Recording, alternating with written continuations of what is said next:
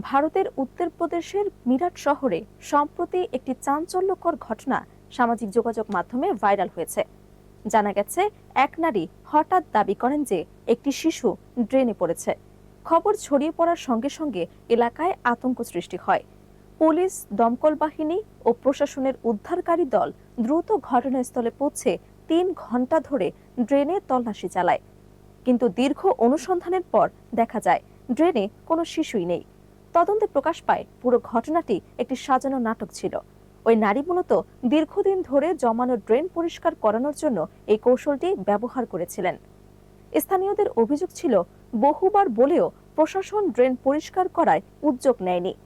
ঘটনার সত্যতা প্রকাশের পর প্রশাসন বিষয়টি গুরুত্ব দিয়ে তদন্ত শুরু করেছেন। প্রয়োজন হলে নারীটির বিরুদ্ধে আইনানুগ ব্যবস্থা নেওয়ার কথাও জানানো হয়েছে। বিশ্লেষকরা বলছেন, এই ঘটনা প্রমাণ করে যে সাধারণ মানুষ প্রায় জরুরি পরিষেবা পেতে চরম কৌশল অবলম্বন করতে বাধ্য হয়। নাগরিকদের দুর্ভোগ ও প্রশাসনের উদাসীনতা মিলিয়ে এক অবিশ্বাস্য কিন্তু সমাজ কাঠামোর বাস্তব চিত্র প্রকাশ করছে।